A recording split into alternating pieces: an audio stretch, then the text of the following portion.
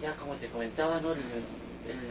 Vamos a intentar tratar sobre temas de tu experiencia en Estados Unidos como persona hispana que ha llegado aquí ya hace años. Entonces, para situarnos un poco, ponernos en lugar, pues si nos puedes explicar cuál es tu país de origen, cuándo viniste a Estados Unidos, cómo fue tu decisión de venir a Estados Unidos, un poco lo que recuerdas, que nos ubiquemos sobre ti. ¿Cómo no?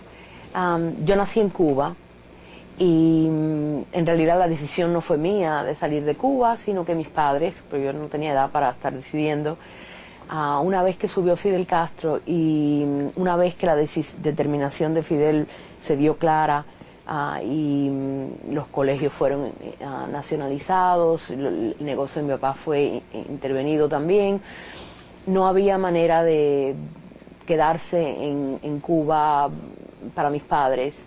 Y también nosotras, yo tenía 3 hermanas, nos vimos en la situación en que hubiéramos tenido que ir a otra escuela, hubiéramos tenido, una vez que llegáramos a la edad de 12 años, participar en el corte de caña, se decía que también iba a haber todo tipo de indoctrinación en las escuelas, etcétera. Mi papá había vivido ya bajo comunismo y se había ido de allí, de la Europa Oriental, en los años 20, y había salido y llegó a Cuba a la edad de 17 años y toda su familia después se la mataron.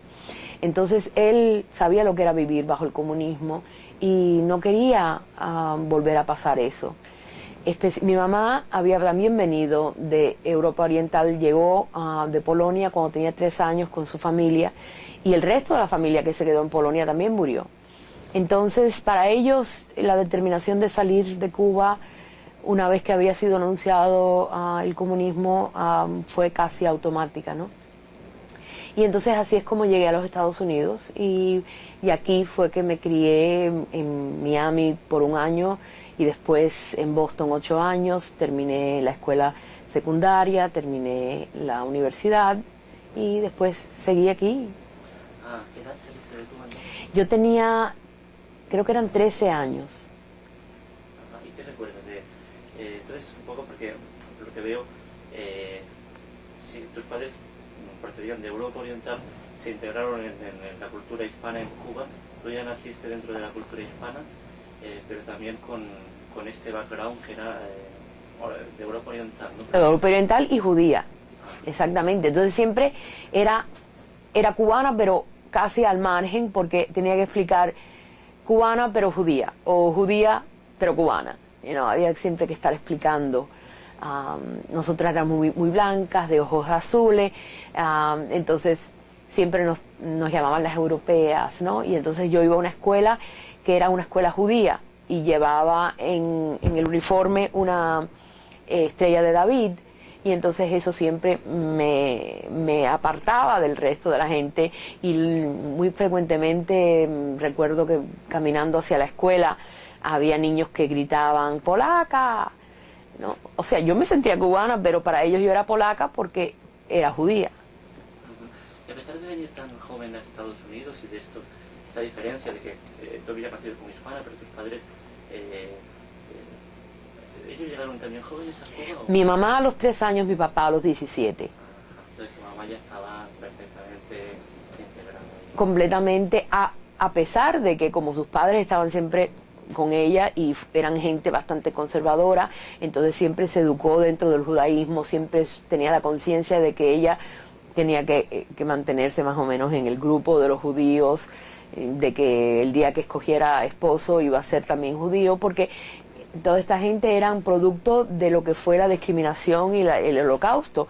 Entonces esa determinación de que no iba a morir el judaísmo con ellos, sino que iba a continuarse, fue algo que afectó mucho la manera en que se comportaban y la determinación de que se iban a seguir integrándose a la sociedad cubana o se iban a asociar con otros cubanos pero que fueran judíos también. Y cuando llegaste a Estados Unidos con 12 años, de entrada, ¿recuerdas cuál fue tu primera impresión? ¿Hubo un choque para ti, un cambio? Muy grande, porque mis padres nos mandaron a mi hermana mayor y a mí, que ella nada más que tenía 2 años más que yo, nos mandaron solas a vivir con unos tíos abuelos, porque mi papá todavía pensaba que esto en Cuba se iba a remediar, que no iba a tener que dejar su negocio, que no iba a tener que dejarlo todo, porque una vez que salías de Cuba lo tenías que dejar todo y te lo intervenían todo. Entonces, durante esos 9 meses que yo pasé en Miami con mi hermana, pero en casa de mis tíos abuelos, fue muy difícil. A mí, el primer día que llegué, lo recuerdo como si fuera hoy, porque de pronto me di cuenta que esto no era un viaje de veraneo, que esto al principio fue muy emocionante porque iba a tomar mi primer avión, y mi mamá nos mandó a hacer toda clase de ropa y una preparación y todo esto, y era como unas vacaciones, hasta que llegué a Miami y me bajé ese avión y como que me llegó la realidad. Tú estás aquí sola, tú estás aquí refugiada. Tú vas a vivir en casa de unos tíos abuelos que no tienen casi nada de comer o recursos, porque todo el mundo estaba sin recursos, ¿no? Gente mucho mayor que mis padres. Me sentía muy sola y no podía volver. Yo dije, yo quiero volver, pero una vez que estaba aquí no podía volver. Entonces fue bastante duro para mí, que nunca había estado separada un día de mi mamá. ¿Qué año era entonces? ¿Tenía 12 años? ¿Era el año...? Y yo tenía 13 años ya cumplidos y era el año 61, así que ya sabes qué edad tengo yo. ¿Y qué recuerdos tienes tú de tu infancia en Cuba? No sé, las comidas, los amigos, el colegio... Yo creo que le pasa a uno muy frecuentemente cuando uno se exilia, que uno como que recuerda ciertas cosas constantemente. Y si tú miras en mi oficina, tú vas a ver un mapa callejero de La Habana y tiene tachuelas donde estaba mi casa o la tienda de mi papá. Tengo en otra parte, que no puedes ver ahí porque tengo tantos cuadros que no he colgado, un mapa de Cuba. Entonces recuerdo muy a menudo cosas como cómo iba caminando al colegio, cómo iba cuando tomaba la ruta 15 para ir a la tienda de mi papá y había que hacer transferencia en 4 caminos y coger otro autobús y llegar a la tienda de mi papá. Recuerdo ir a la bodega de la esquina y comprar ciertas cosas, o cuando mi papá nos llevaba a comer a diferentes lugares, o la única vez que fuimos a Varadero. Cosas así, que uno recuerda y casi lo recuerda obsesivamente, porque no puedes estar allí.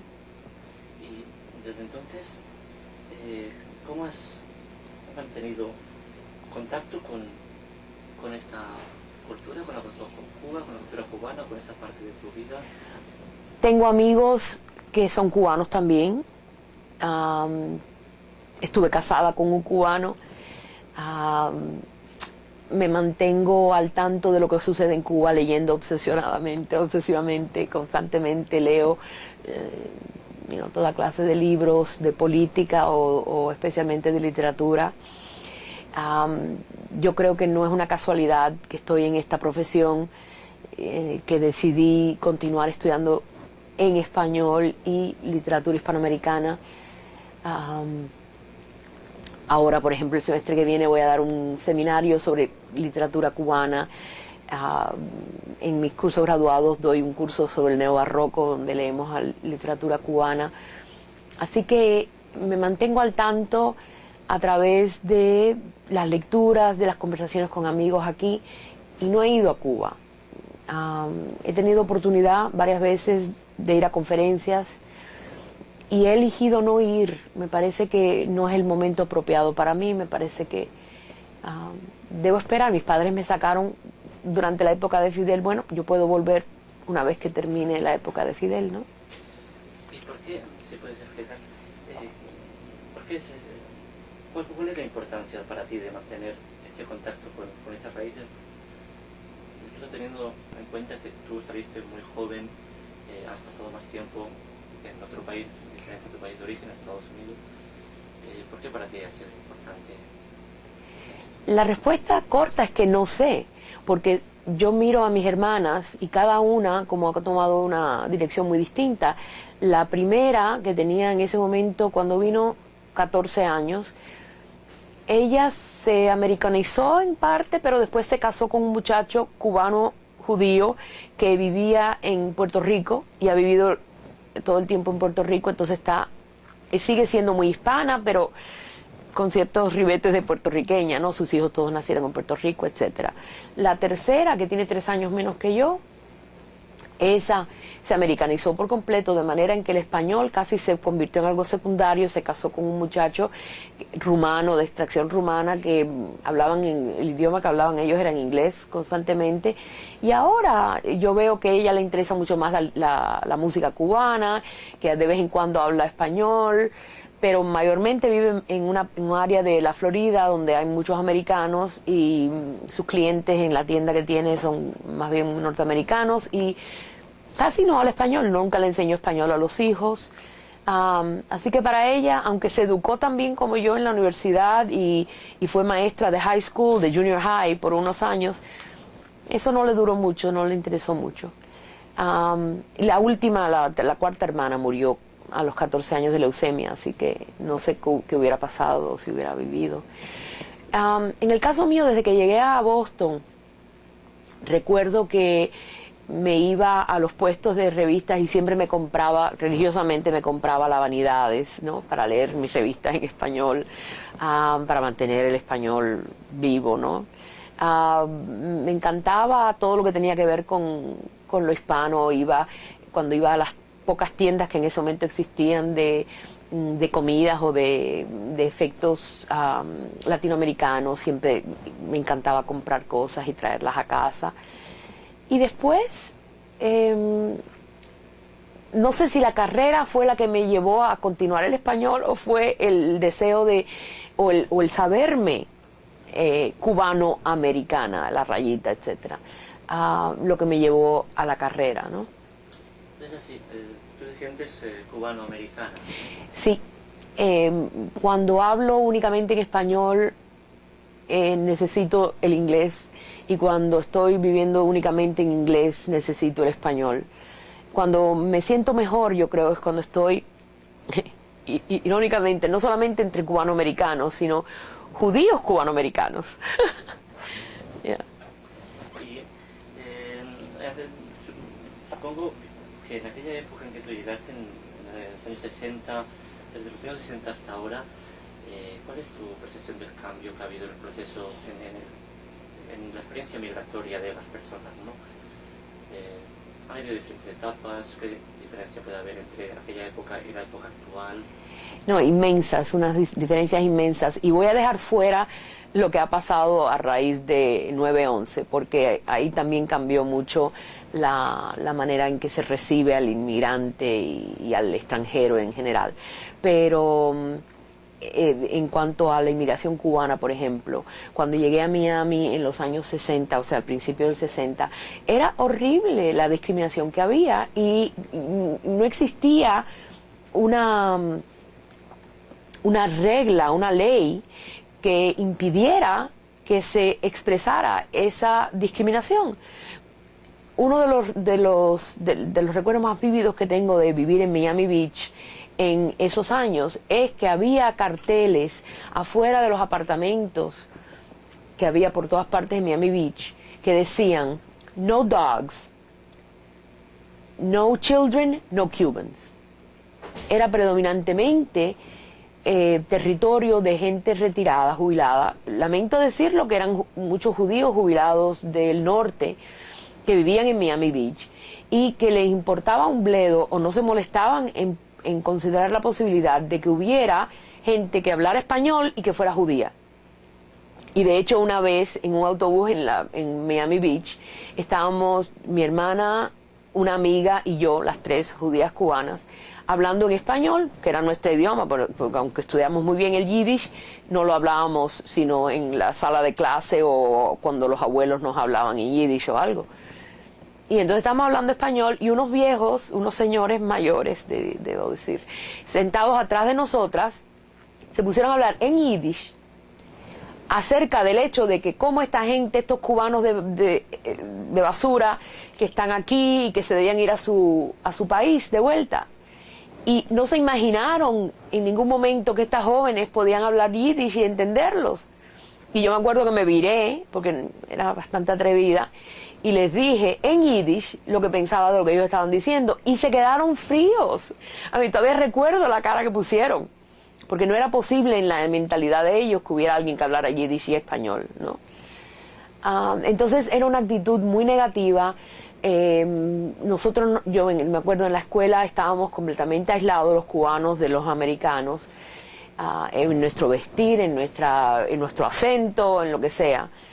Y las cosas han cambiado muchísimo porque ahora hay clases a todos los lugares, especialmente aquí, ahora hay clases de ESL, se entiende que hay gente que no habla el inglés perfectamente, se les ayuda en la escuela. Yo nunca recibí ningún tipo de ayuda.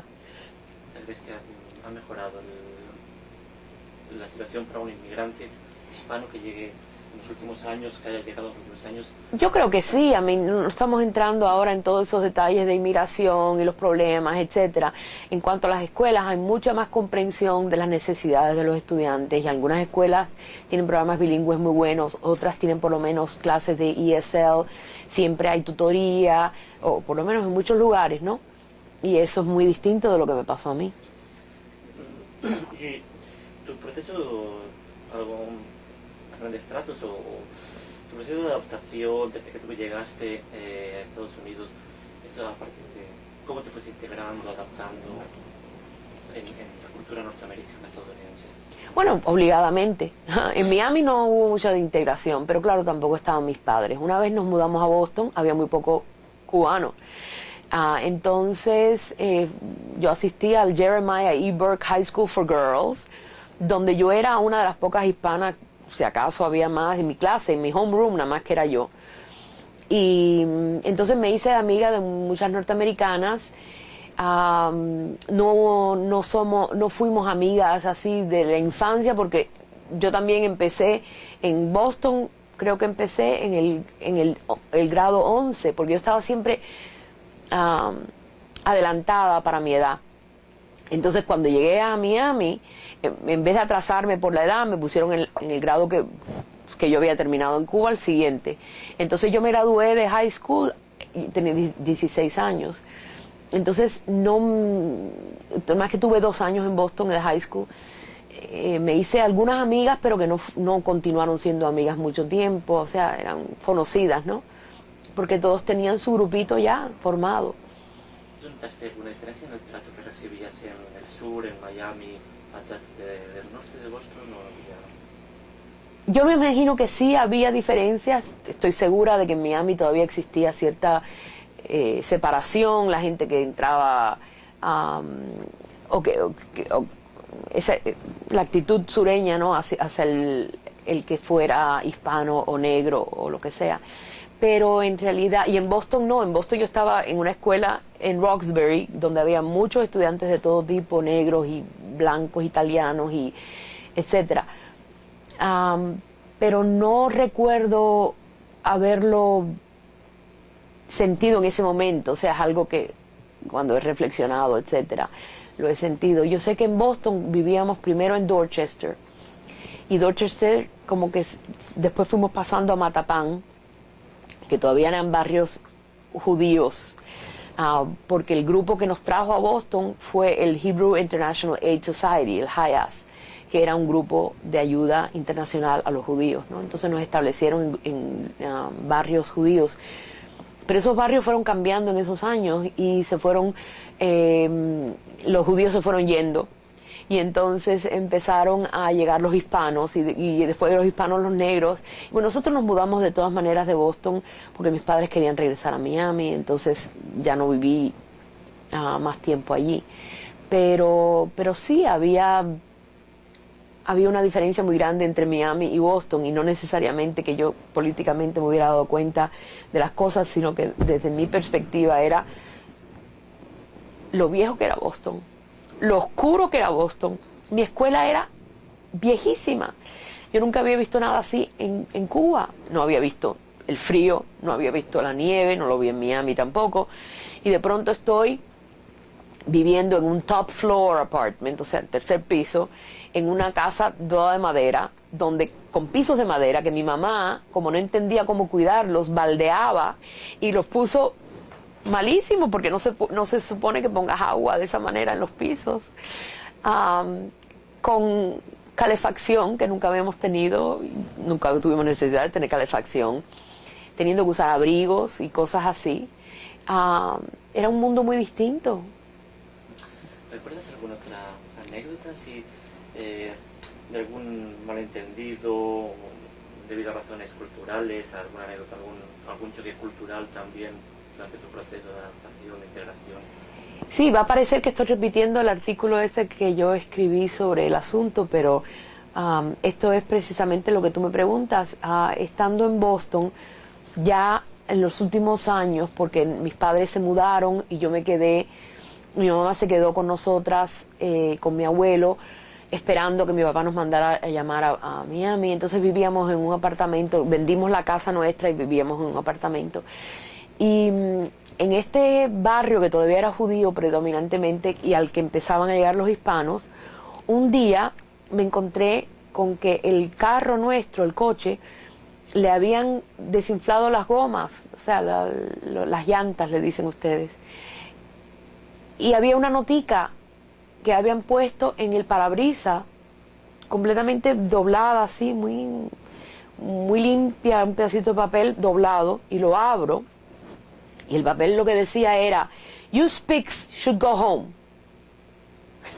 Y yo me quedé fría, porque estaba segura que algún vecino, donde yo había parqueado, el carro había que aparcarlo, si yo nevaba, había que aparcarlo de un lado de la calle que el otro, no había estacionamiento adentro, no había garaje, esto eran casas viejas, ¿no? Entonces yo aparqué en la calle, y ahí nadie es dueño de la calle, pero esta persona, me imagino que siempre aparcaba ahí frente a su casa y quería aparcar ahí, y se molestó que yo estaba aparcada. Entonces, el hecho de que alguien me dijera go home, después que ya yo estaba en Boston por 8 años y un año en Miami, hace que llevaba 10 años en los Estados Unidos y me creía que estaba home.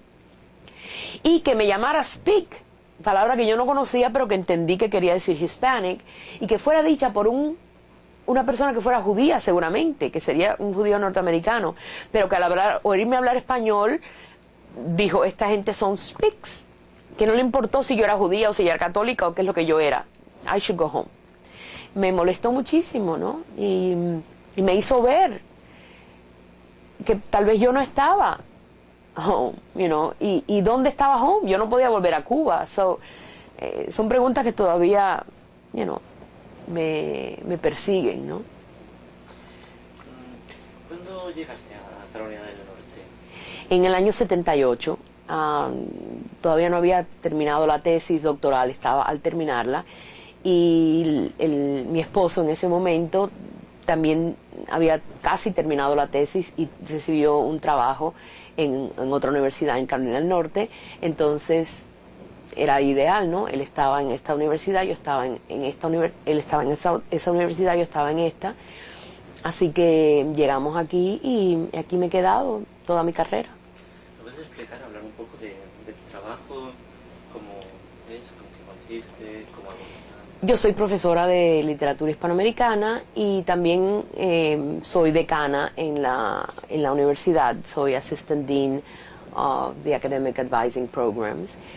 Así que la mayor parte del tiempo me lo paso dando mis clases, preparando cursos, enseño a nivel graduado y nivel subgraduado.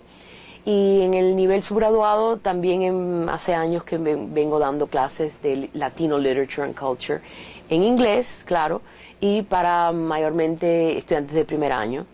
También doy cursos de literatura contemporánea a nivel subgraduado, y al nivel graduado entonces es donde hago cursos de mi especialidad que tienen que ver con el siglo XVI y XVII en Hispanoamérica, y el neobarroco que ya nos lleva al XX en Cuba primordialmente, ¿no? Mis libros han sido sobre Sor Juana Inés de la Cruz. Tengo 2 libros, el último se acaba de publicar el año pasado, y ahora estoy trabajando en un proyecto que tiene que ver con la poesía épica en los siglos XVI y XVII y el estudio de la naturaleza y los paisajes. En la administración he hecho de todo, un poco de todo, y ahora estoy trabajando con el programa de consejería, y eso me quita 2 días a la semana cuando se los dedico a al trabajo de decana y de consejera, etcétera, en el college. En el apartado este de Romance Studies, o lo que sea literatura hispana, ¿crees que hay una mayor demanda, mayor interés por este campo actualmente, en los últimos años? Absolutamente. Cuando yo llegué a Carolina en el 78, la lengua más importante en el sentido del mayor número de estudiantes y del mayor número de profesores que la enseñaban aquí en esta universidad era el francés. Y esto era representativo bastante de muchos de las universidades en el sur. En el norte ya esto había cambiado un poco. Y en los últimos 10 años esto ha cambiado dramáticamente y ahora nosotros en español somos los que tenemos la mayor cantidad de especialistas. Los estudiantes graduados generalmente gravitan hacia lo latinoamericano. Hay más estudiantes solicitando entrada, graduados solicitando entrada en los programas de español que en las otras lenguas. Sí, definitivamente. ¿Y a qué lo atribuyes este mayor interés en los últimos años? Bueno, hay muchas razones. Una de ellas, la más obvia, me imagino, tiene que ver con la presión y la cantidad de hispanos que viven en los Estados Unidos. Y entonces gente que como yo, por sus raíces hispanas, quieren estudiar esa lengua. Hay también intereses por parte de los estudiantes de que saben que si saben español van a tener mejores puestos. Entonces hay esos intereses creados, ¿no? Como dijo un consejero el otro día, más vale que estudien español porque que yo sepa en Fuquay-Varina no se habla mucho alemán. Pero supongo que aún el gran grueso de la inmigración que ha llegado en los últimos años, los hijos de estos inmigrantes aún no han ido a la universidad, claro. En la universidad, ¿no? No, pero lo que pasa es que estos inmigrantes están trabajando y hay necesidad de tener la gente que trabaja con ellos, la gente que los supervisa, tienen que saber español y eso crea una demanda del español. Además también hay la demanda de los consumidores a quienes los bancos y las diferentes compañías quieren llegar a ellos, quieren recibir su trato, quieren recibir su negocio. Entonces hay mucha gente que se quiere preparar. No es tanto que los estudiantes, que los inmigrantes o que la cantidad de estudiantes que demandan el español es porque son hispanos ellos, sino porque los estudiantes norteamericanos se han dado cuenta de que necesitan saber más idiomas y el español es el más lógico para ellos, ¿no? Antes te preguntaba sobre situaciones o anécdotas de malentendidos, choques culturales o problemas de integración, pero en el lado opuesto, alguna situación, anécdota de alguna situación que te haya ayudado a integrarte, personas o qué recuerdos tienes de situaciones que te hayan hecho feliz, ¿no? De estar aquí, estar en Estados Unidos. Sí, yo creo que en parte cuando yo llegué a Carolina del Norte yo era un poco exótica, porque no había tantos hispanos. Y entonces, claro, como profesora y profesora de español, aunque sí, al principio enseñé lengua también, entonces eso te da más credibilidad, ¿no? Si eres hispana, si eres nacida en un país de habla hispana, si esa es tu primera lengua, ¿no? Entonces yo creo que eso te ayuda a conseguir un trabajo, ¿no? Es más fácil que si tienes que probar que hablas bien el español, ¿no? En cuanto a la sociedad, digamos, o el convivir aquí en Chapel Hill no es típico del sur. Chapel Hill es como algo distinto, un oasis en el desierto, no sé. No que Durham no lo sea, pero no sea también un oasis. Pero en Chapel Hill había gente de muchas partes y entonces había vecinos y grupos de gente interesada en español que enseguida que supieron que estábamos aquí, nos llamaron, nos invitaron. Así que por una parte me sentí recibida y ese grupo que se interesa por el español, que tienen tertulias, ha continuado durante todos estos años. Ahora, por otra parte, no siempre se me recibió bien, o sea, el acento enseguida causaba cierta duda o cierta consternación de dónde eres y qué haces aquí pero no fue una cantidad muy grande, aunque te cuento que cuando nos mudamos del primer apartamento que tuvimos aquí en Chapel Hill, habíamos puesto en la puerta, que había un lugar para ponerlo, el nombre, el apellido de uno, ¿no? Y entonces teníamos el apellido puesto y yo estaba casada con alguien de apellido Pérez, así que era muy claramente hispano, más que el mío, que es Perelmutter. Y teníamos puesto el nombre Pérez, y cuando nos fuimos del apartamento, mi esposo quitó la tarjetica porque ya nos íbamos de allí, y en eso vio que al dorso alguien había escrito "Go home, speak", lo cual, después de tantos años en los Estados Unidos, ya el 78, o sea, 61, también él había estado aquí desde el 60, concho, si ya no estábamos home, where is home, Habíamos llevado tantos años en los Estados Unidos, habíamos terminado las carreras aquí, teníamos tenure, y todavía no éramos todavía Speaks, ¿no? Yo creo que Speak is forever, Pérez is forever, yo qué sé. Cuando estamos hablando frecuentemente, pues se habla además de hispano, norteamericano, pero además judío también, ¿no? Entonces, ¿qué papel, cómo influye esto en tu vida, ¿no? Esta mezcolanza, también ese judío te supone, por ejemplo, a veces puede suponer una marginación dentro de la comunidad hispana misma, o no, ¿cómo se integran las tres cosas? Es una pregunta que yo me he hecho muchas veces. ¿Cuál es más importante? No sé. ¿Cuál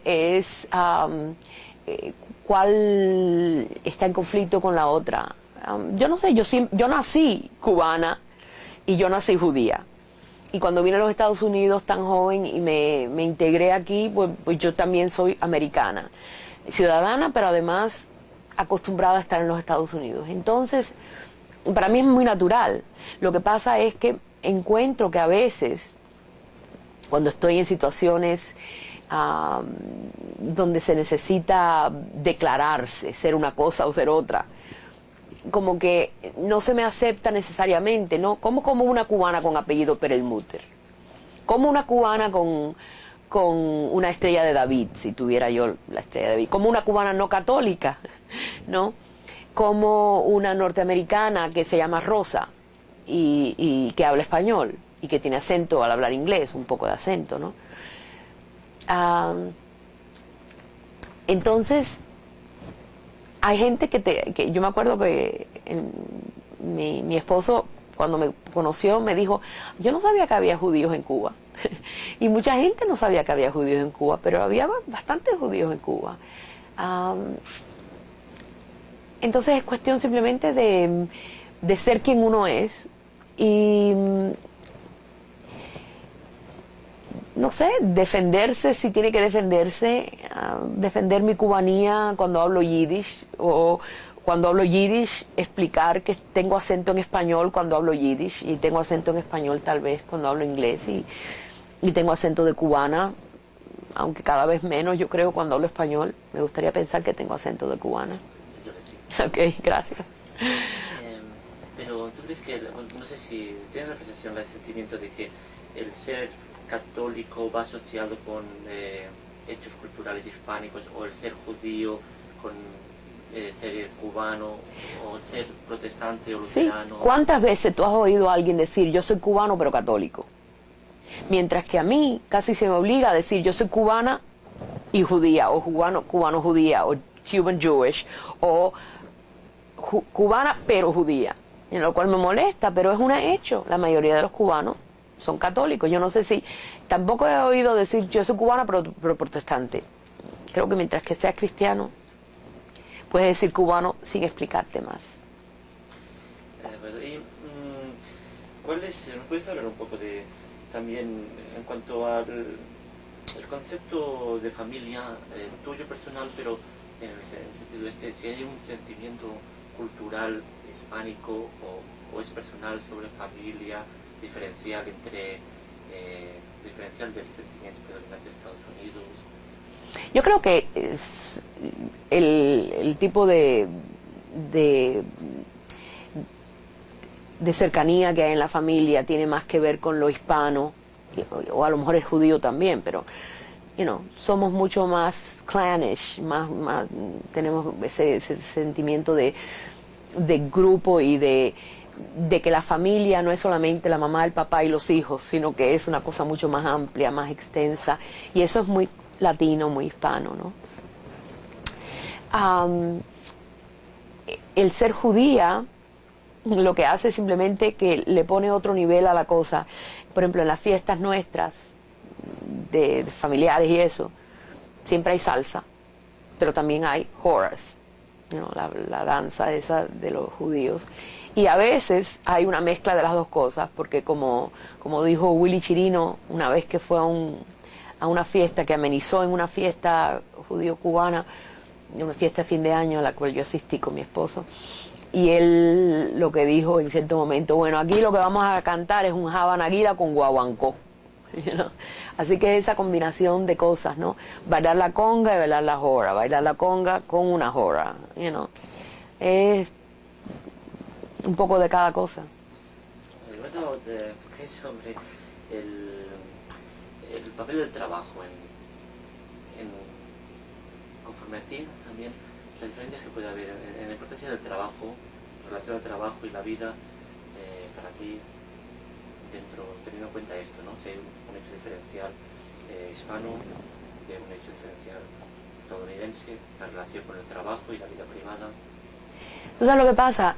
Como profesora, muchas de las cosas que yo he experimentado, digamos, es a través de los libros, de lo que sé acerca de la vida hispana, lo que le enseñamos a nuestros estudiantes desde el Español 1 en cuanto a las diferencias culturales o la diferencia en las actitudes del trabajo, etcétera. Y no es necesariamente que yo como hispana, digamos, o como habiendo nacido en Cuba, tenga esa ética o esa actitud hacia el trabajo, porque yo soy muy americana también. Entonces, aunque como saben algunos que son mis estudiantes, tiendo a llegar tarde a las cosas, pero también tengo esa ética norteamericana de que llegaré un poco tarde, pero no muy tarde, y llegaré. Tú sabes, y entonces lo que se discute del estereotipo del hispanoamericano o del hispano es que las cosas son mucho más flexibles, que el mañana, que las cosas no se hacen con esa formalidad, y yo tengo un poco de las dos cosas, ¿no? Llego tal vez 2, 3, tal vez 5 minutos tarde, pero llego, y cuando llego me quedo hasta que lo termine y soy muy formal en eso, ¿no? Así que participo de las dos cosas. Lo otro, si te lo dijera, estaría yo simplemente repitiendo los estereotipos que se saben de lo que es la vida en Hispanoamérica. Mi hija, que está ahora en Ecuador, de un programa de intercambio de Study Abroad, ha notado esa diferencia, que la gente se sabe divertir, que la gente vive de una manera muy distinta, y es lo mismo que dicen nuestros estudiantes cuando van a nuestro programa de Sevilla. Vuelven y no quieren integrarse al rigor académico ni al rigor de trabajo que tenemos aquí. Eso es lo que se me ocurre. Y sí, entonces, bueno, pero entonces eso ya, además de ser un estereotipo, sería casi una realidad, ¿no?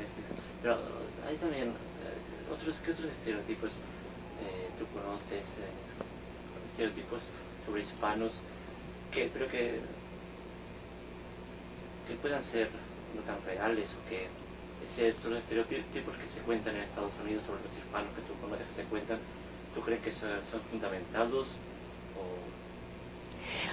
Tú sabes que no tenemos ni siquiera que limitarlo a los hispanos. Los estereotipos son estereotipos, generalmente hay algún tipo de, tal vez no todos, pero en muchos casos tienen alguna fundamentación en la realidad, y en todos los casos tienen mucho de exageración, porque no aclaran la diferencia entre individuos y tratan de generalizar demasiado, ¿no?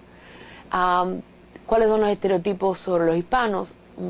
Lamento tener que decir que son básicamente los mismos que había hace, 50 años, ¿no? Cuando Jack Benny estaba presentando su visión de lo que era el hispano, y entonces siempre es un hombre sentado. Mel Blanc era el que lo hacía de esto, sentado con un sombrero enorme, agachado, dormitando la siesta, ¿no? Y ese tipo de cosas, de que no trabaja, de que duermen todo el tiempo, de que son vagos. Eso en muchos casos todavía se mantiene o se quiere observar. En otros casos, los hispanos, los dueños de trabajo de construcción y eso, te dicen que quieren trabajadores hispanos porque trabajan muchísimo, hacen lo que otra gente no quiere hacer y les aceptan el pago que les des, ¿no? ¿Cómo crees tú que actualmente se trata a los latinos aquí en Carolina del Norte, en Carolina? ¿Qué percepción tienes sobre el trato que reciben los latinos? Varía mucho. Algunos los tratan muy bien. Yo tengo una amiga que dice que en California la trataban muchísimo peor, que aquí en Carolina del Norte por lo menos le hablan como si fuera humana. O sea, para ella la vida en California fue horrible. La discriminación que experimentó fue horrible. Sin embargo, conozco otros casos de gente de quienes los dueños, los empresarios, los managers se han aprovechado de ellos. Ahora con la cuestión después de 9/11 les han quitado horas de trabajo para poder no tener que pagarles overtime. Les han limitado mucho y en cuanto ya tienen experiencia, a veces los despiden para dejar entrada a alguien que tiene menos experiencia, a quienes le pagan menos. Así que hay una variedad muy grande.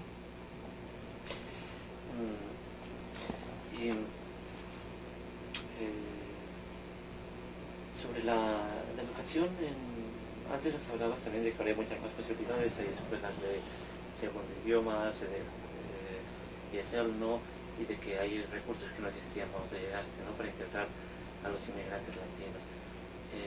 Pero en lo que es la comunidad latina puede haber en algunos estratos una falta de preocupación o una falta de posibilidades para atender a la educación, o crees que sobre todo en los niveles tal vez con más problemas sociales, crees que puede faltar ese esfuerzo para la educación, o es la comunidad latina es consciente de que es necesario trabajar en la educación? De nuevo, eso es una pregunta muy amplia porque hay todo tipo de latinos, o sea, hay algunos que todavía son trabajadores básicamente migratorios y se sabe que necesitan a los jóvenes, a los niños, a que los ayuden en el campo, mientras que hay poblaciones mucho más estables donde ha habido un esfuerzo muy grande por parte de los profesores, de los maestros, para convencer a los padres, algunos no necesitan mayor convencimiento, de que tienen que dejar a los niños en la escuela, que los niños deben prepararse para ir a la universidad. Así que hay de todo. De acuerdo. Y no sé si me puedes hablar un poco en cuanto a ti, particularmente tu persona, de tu relación con actividades, con el ocio. Ahí puede haber, ¿qué es lo que te gusta hacer en tu tiempo libre? Me encanta el ocio, nunca tengo tiempo, siempre estoy corriendo de una cosa en otra, pero yo trato de, cuando puedo, trato de darme, porque físicamente uno le hace falta, ¿no? Ciertos ratos de esparcimiento, ver televisión en vez de estar leyendo o trabajando. Cuando salgo y doy conferencias, trato de que no sea todo trabajo, sino de que haya algo de esparcimiento también. Trato de ir a Miami de vez en cuando, aunque hace ya tiempo que no voy. Tengo un compañero que decía que hay que ir de vez en cuando a Miami a darse inyecciones de cubanicilina, y a mí me hace falta también. Dime, ¿cómo, bueno, por todo lo que tú ya dijiste antes, pues para ti es muy importante, como también para muchas personas, tanto hispanas como de otra procedencia, ¿no? Pues cuando emigran, conservar la identidad con su país de origen, para no solamente si soy hispano, sino de cualquier tipo de comunidad. Pero, ¿cómo crees tú que es posible, cómo se puede hacer para adaptarse en un país, conservar esa identidad en lo posible, y no sé, es como participar en una comunidad, por ejemplo, ser miembro activo de una comunidad o estar en contacto con los libros o de diferentes maneras, seguramente, mi opinión que sería lo más importante. Yo no sé, intuitivamente en Boston, muy joven, la manera en que lo hacía era leyendo. Yo recuerdo que pensaba, yo tengo que leer Vanidades, yo tengo que leerme las novelitas de Corín Tellado que están metidas en Vanidades, porque eso me va a mantener el español activo y voy a seguir leyendo español.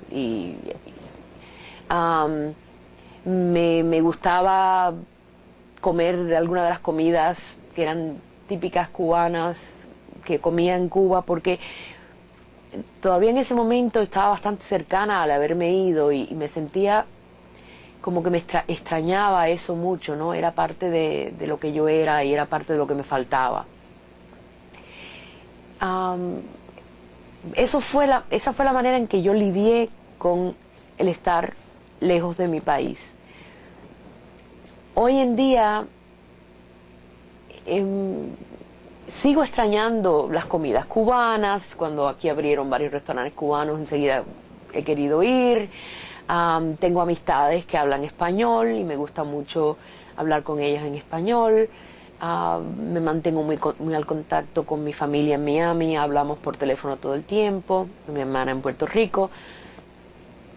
Esa es la manera en que yo trato de mantenerme al día y en contacto con lo que son mis raíces, digamos.